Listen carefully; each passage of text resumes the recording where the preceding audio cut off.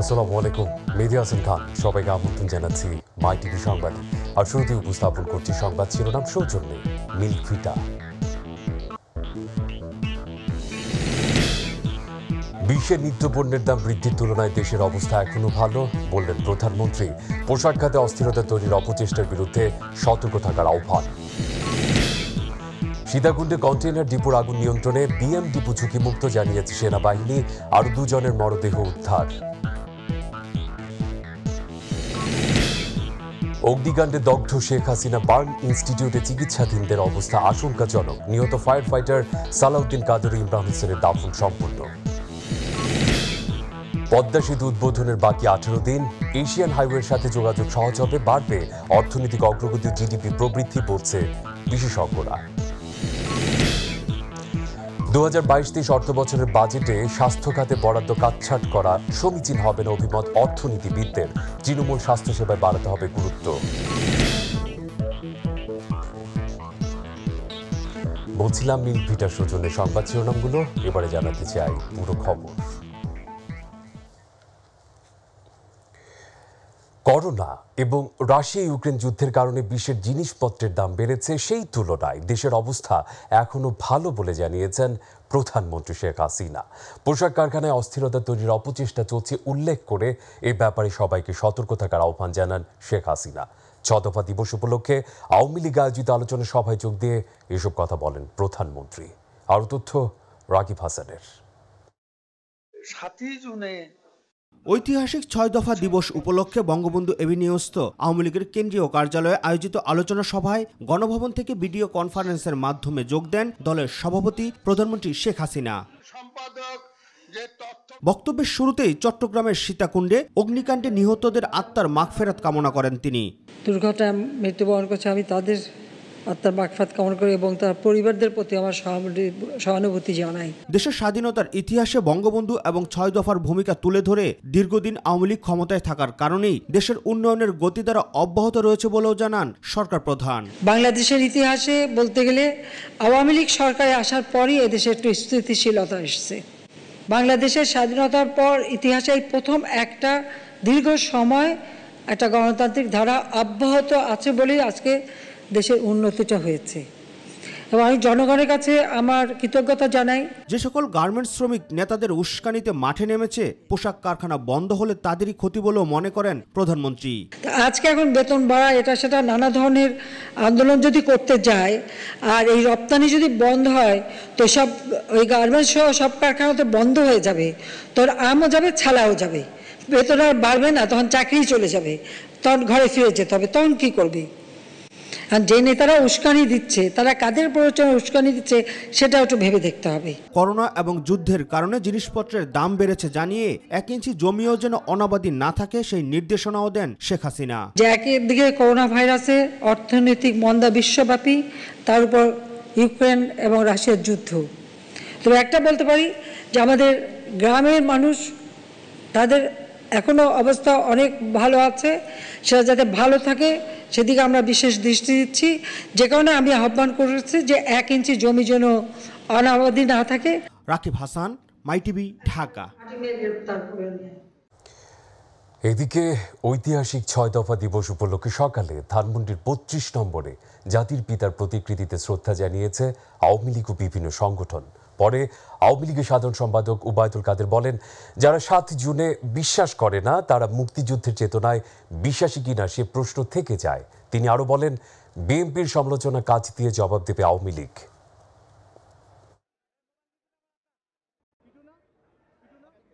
এটা এমন একটা ঐতিহাসিক দিবস, যারা স্বাধীনতা বিশ্বাস করে, যারা মুক্তিযুদ্ধে বিশ্বাস করে, 7 জুনে বিশ্বাস করবে না, এখানেই সমস্যাটা থেকে যায় যে তারা আসলে মুক্তিযুদ্ধে চেতনায় বিশ্বাস করে। তারা কথা বলবে, আমরা কাজ দিয়ে জবাব দেব। টানা 61 ঘন্টা পর চট্টগ্রামের সীতাকুণ্ডের বিএম কন্টেইনার ডিপো ঝুঁকিমুক্ত ঘোষণা করা হয়েছে। আগুন পুরোপুরি না নিভলেও বর্তমানে তা নিয়ন্ত্রণে রয়েছে বলে জানিয়েছে সেনাবাহিনী।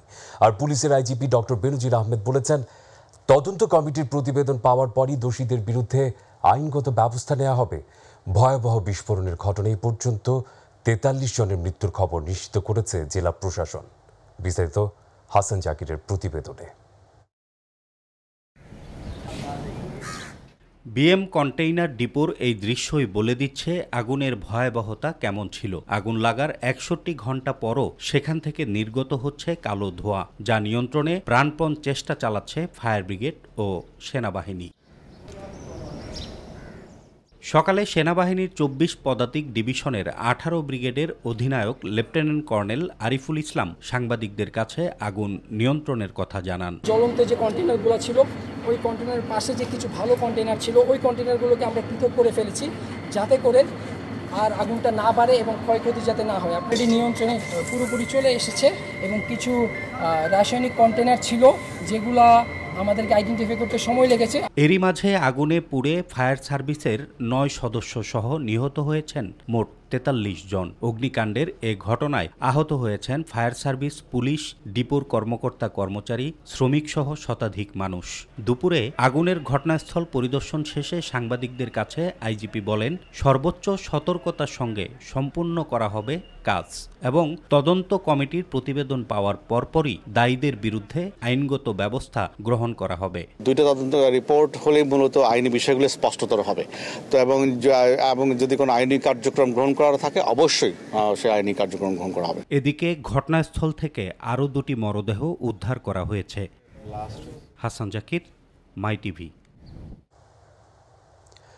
সীতাকুণ্ডে বিএম ডিপোতে অগ্নিকাণ্ডের ঘটনায় দগ্ধ হয়ে ঢাকায় ভর্তি ১৯ জনের কেউ শঙ্কামুক্ত নন, আর তাদের মধ্যে একজন করোনা পজিটিভ হয়েছেন বলে জানিয়েছেন Sheikh Hasina burn and plastic surgery ইনস্টিটিউটের প্রধান সমন্বয়ক ডাক্তার সামন্তলাল সেন। এছাড়া সীতাকুণ্ডের ঘটনায় যাদের গাফিলতি রয়েছে তাদেরকে আইনের আওতায় আনার দাবি জানিয়েছেন জাতীয় মানবাধিকার কমিশনের চেয়ারম্যান। বিস্তারিত ডেনি ত্রংয়ের রিপোর্টে।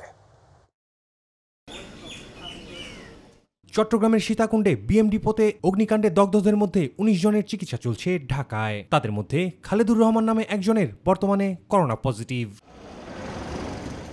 আহত সবার অবস্থা পর্যবেক্ষণ করে Sheikh Hasina burn and plastic surgery ইনস্টিটিউটের প্রধান সমন্বয়ক ডাক্তার সামন্তলাল বলেন, আহতদের সবার অবস্থা আশঙ্কাজনক।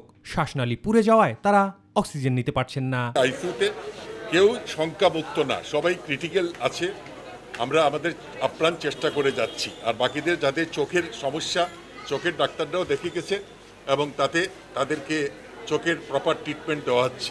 এদিকে বার্ন ইনস্টিটিউটে দগ্ধ রোগীদের দেখতে এসে জাতীয় মানবাধিকার কমিশনের চেয়ারম্যান বলেন, এটি নাশকতা কিনা তার তদন্ত হওয়া উচিত। নাশকতা কিনা বা এটা কি, যেটাই হোক সেটা উদ্ঘাটন করা হোক তদন্তের মাধ্যমে। কে রেসপন্সিবল, তাদের দায় দায়িত্ব নিরূপণ করে তাদেরকে দৃষ্টান্তমূলক শাস্তির আওতায় আনা হোক এবং এই বিষয়গুলো মনিটরিং করা হোক এবং ক্ষতিগ্রস্ত ব্যক্তিদের উপযুক্ত ক্ষতিপূরণের ব্যবস্থা করা হোক। শনিবার রাতে সীতাকুণ্ডে বিএম কন্টেইনার ডিপোতে আগুনের পর বিস্ফোরণের ঘটনা ঘটে। এতে ফায়ার সার্ভিসের সদস্য সহ ৪৩ জন নিহত হন, আর কয়েকশো মানুষ দগ্ধ হয়ে বিভিন্ন হাসপাতালে চিকিৎসাধীন রয়েছেন। ড্যানি ত্রং, মাই টিভি, ঢাকা। এদিকে চট্টগ্রামের সীতাকুণ্ডে বিএম কন্টেইনার ডিপোতে বিস্ফোরণের ঘটনায় নিহত ফায়ার ফাইটার ফেনীর সালাউদ্দিন কাদের চৌধুরী সবুজের দাফন সম্পন্ন হয়েছে। গত রাত 10:40 জানাজা শেষে ফেনী সদর উপজেলার ধলিয়া ইউনিয়নের মাছুমপুর গ্রামের বাড়িতে পারিবারিক কবরস্থানে দাফন করা হয়েছে। ফেনী ফায়ার সার্ভিসের একটি দল রাষ্ট্রীয় মর্যাদায় তাকে গার্ড অব অনার প্রদান করা হয়। ফায়ার সার্ভিস ডিফেন্স মহাপরিচালকের পক্ষ থেকে কফিনে পুষ্পস্তবক অর্পণ করা হয়। এদিকে অগ্নিকাণ্ডের ঘটনায় নিহত ফায়ার সার্ভিস কর্মী ফায়ারম্যান লিডার ইমরান হোসেন মজুমদারের জানাজাও দাফন সম্পন্ন হয়েছে। সকাল ৮টায় চাঁদপুরে নিহতের নিজ গ্রামের বাড়িতে তার জানাজাও দাফন সম্পন্ন হয়। জানাজার আগে চাঁদপুর ফায়ার সার্ভিস স্টেশনের উপসহকারী পরিচালক সাহিদুল ইসলামের নেতৃত্বে গার্ড অব অনার প্রদান করা হয়।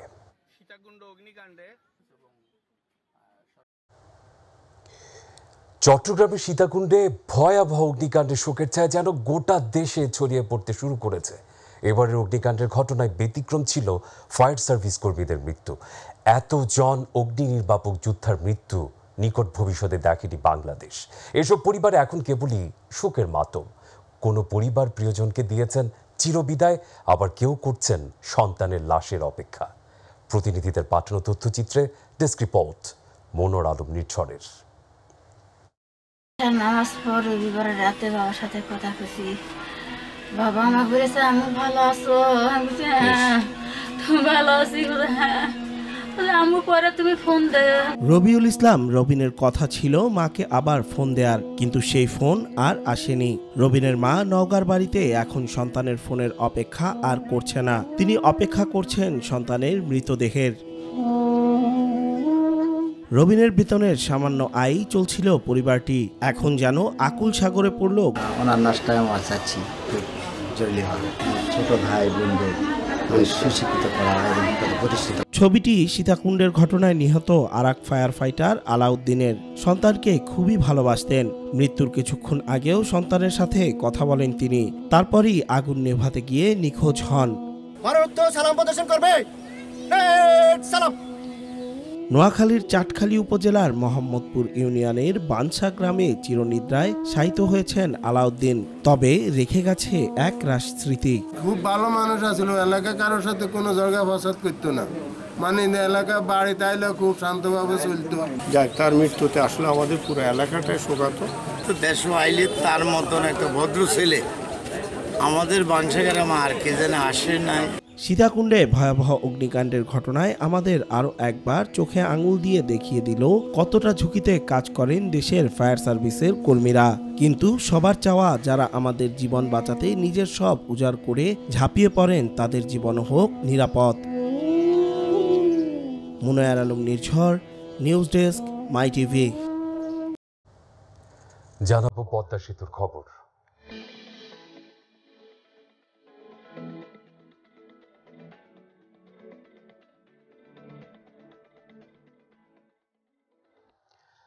নানা জল্পনা কল্পনার অবসান ঘটিয়ে অবশেষে আলোর মুখ দেখছে পদ্মা সেতু।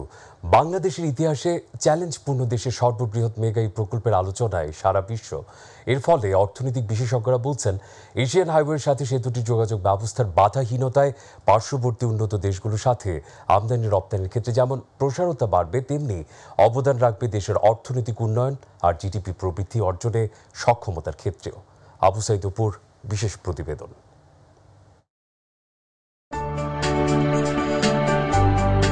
নানা চড়াই-উতরি পেরিয়ে আর বিরোধীদের কঠোর সমালোচনাকে উপেক্ষা করে এখন পুরোপুরি দৃশ্যমান স্বপ্নের পদ্মা সেতু।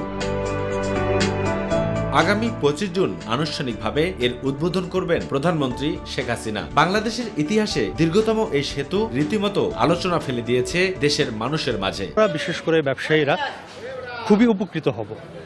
খুব দ্রুত সময়ের মধ্যে আমরা পণ্য পেয়ে যাব। পদ্মা সেতু উদ্বোধন হতে যাচ্ছে, সেটা আমাদের তরুণ প্রজন্মের কাছে খুবই আনন্দের একটা খবর। ঢাকা বিশ্ববিদ্যালয়ের অর্থনীতি বিভাগের চেয়ারম্যান জোর দিলেন চায়না, নেপাল, ভুটান সহ প্রতিবেশী দেশগুলোর উপর। পদ্মা সেতুর সঙ্গে লিংক রোডগুলো করতে হবে, সেটার একটা পরিকল্পনা আছে, মহাপরিকল্পনা আছে। বিশেষ করে চিটাং বন্দরের সঙ্গেও লিঙ্কেজটা হতে হবে, মোংলা বন্দরের সঙ্গেও লিঙ্কেজটা হতে হবে।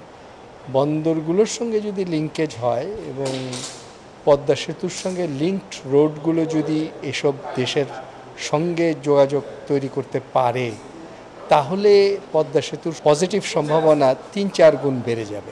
এছাড়াও জিডিপি প্রবৃদ্ধি অর্জনে গুরুত্ব দিলেন চিটাগাং ও মংলা বন্দরের সাথে কানেক্টিভিটি বাড়ানোর। পদ্মা সেতুর পরে বেল্ট অ্যান্ড রোড ইনিশিয়েটিভের সঙ্গে যুক্ত হতে পারে।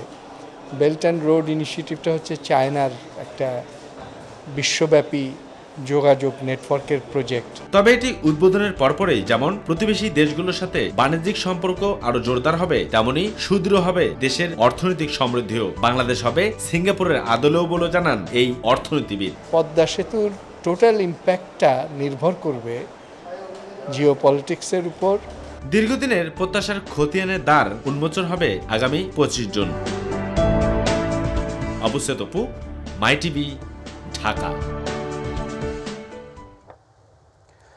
পদ্মা সেতু চালু হলে বাংলাদেশ জুড়ে একটি সমন্বিত যোগাযোগ ব্যবস্থা গড়ে উঠবে। তখন পায়রা, মংলা বন্দর ও বেনাপুল স্থল বন্দরের সঙ্গে রাজধানী এবং বন্দরনগরী চট্টগ্রামে সরাসরি যোগাযোগ স্থাপিত হবে। এতে শুধু দেশের দক্ষিণ পশ্চিমাঞ্চল নয়, পুরো বাংলাদেশের অর্থনীতি আমূল বদলে যাবে।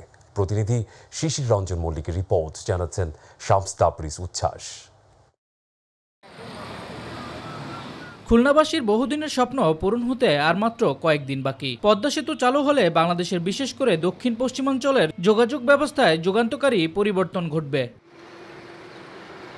বর্তমান সময়ে খুলনার মানুষের ঢাকা যেতে হলে ফেরি, স্পিডবোট বা লঞ্চে নদী পার হয়ে যেতে হয়। এর ফলে খুলনা থেকে ঢাকায় যাতায়াতে অনেক বেশি সময় লাগে বলে জানান স্থানীয়রা। পদ্মা সেতু চালু হইলে আমরা নানাবিধ সুবিধা আসলে পাবো, যেমন তার ভিতরে একটা আমাদের সময় বেঁচে যাবে। ঢাকা বলেন সব কিছুর সঙ্গে আমাদেরটা সংযোগ অনেক উন্নত হয়েছে। সেতু চালু হলে এই বিড়ম্বনার হাত থেকে যাত্রীরা যেমন বাঁচবে তেমনি সময়ও বাঁচবে বলে মনে করেন যাত্রী ও চালকরা।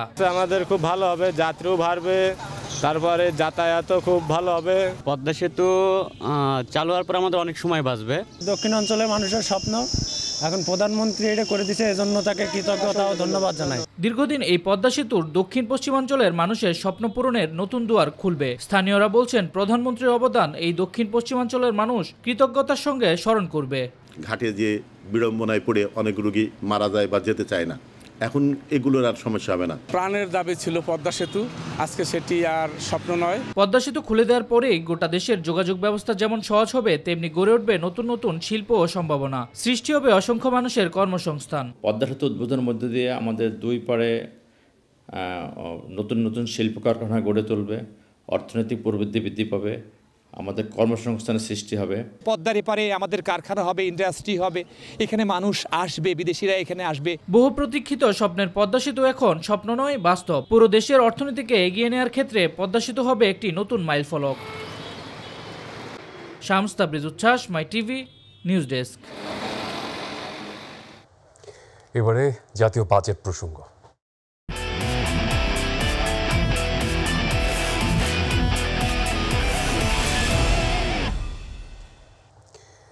দেশের সামষ্টিক অর্থনৈতিক ও বাস্তবতা ও সম্ভাবনার সাপেক্ষে আসছে 2022-23 অর্থবছরের বাজেট কিছুটা সংকোচনমুখী হবে, সেটি প্রত্যাশা করছেন অনেকে। তবে স্বাস্থ্য খাতে বরাদ্দের ক্ষেত্রে কোনো কাটছাট করা একেবারেই সমীচীন হবে না বলে মনে করছেন বিশ্লেষকরা।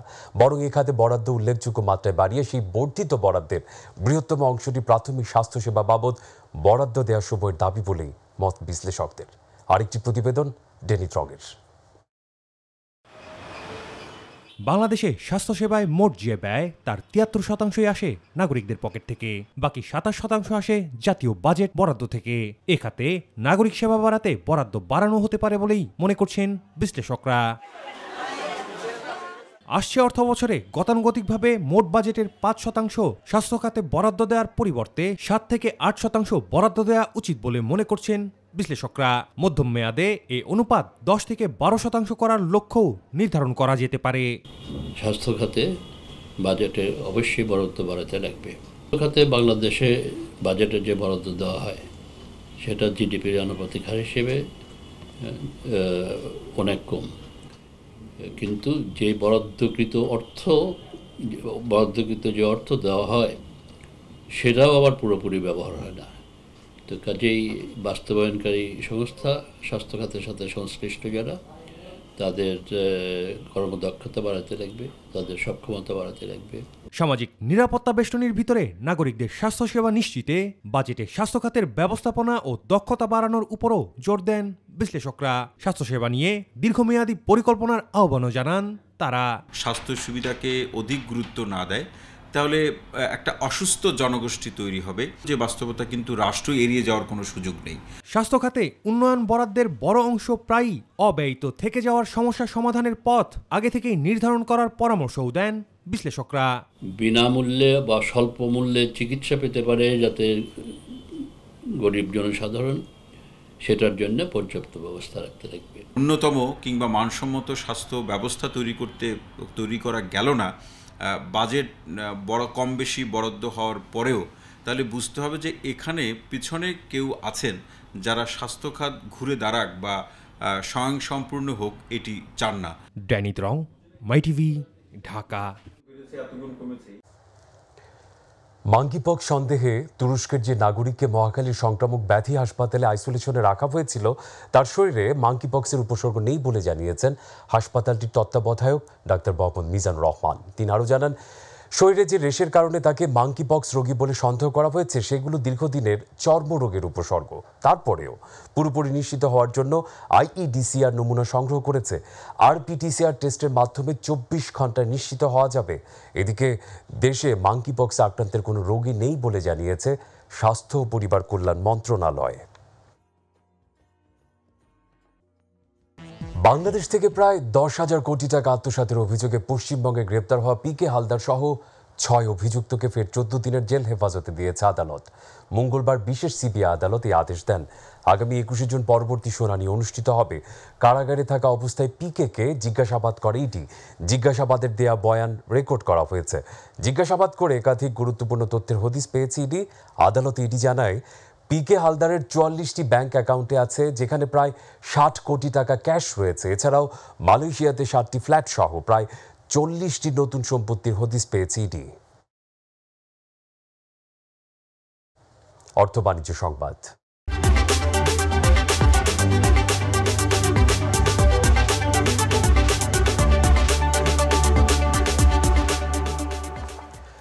ডলারের বিপরীতে টাকার দরে আরও পতন হয়েছে। কেন্দ্রীয় ব্যাংক আজ ব্যাংকগুলোর কাছ থেকে $1 বিপরীতে 91 টাকা 95 পয়সা নিয়েছে।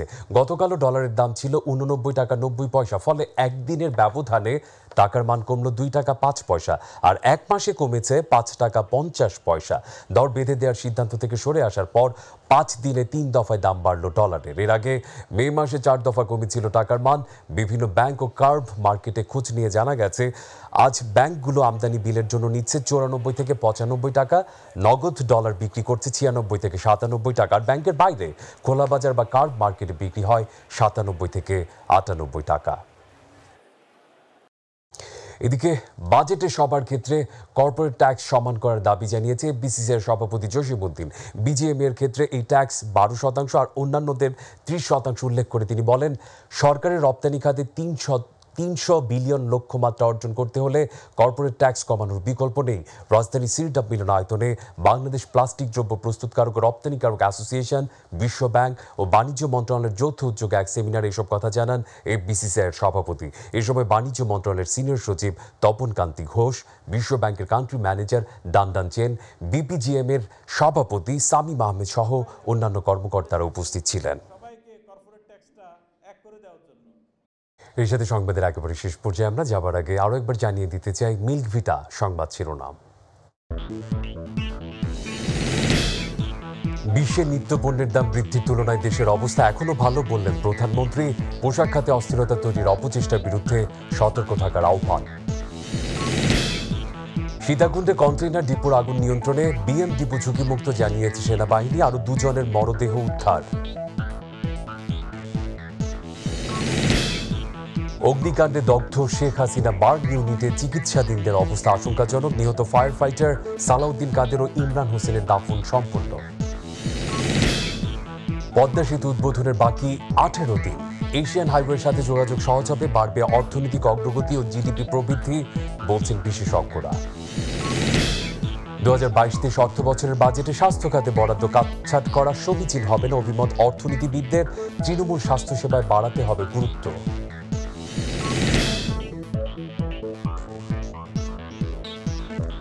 দর্শক, এই ছিল এখনকার সংবাদে। পরবর্তী সংবাদ রাত 9:30 দেখার আমন্ত্রণ জানিয়ে বিদায় নিচ্ছি। মেহেদী হাসান খান। আল্লাহ হাফেজ।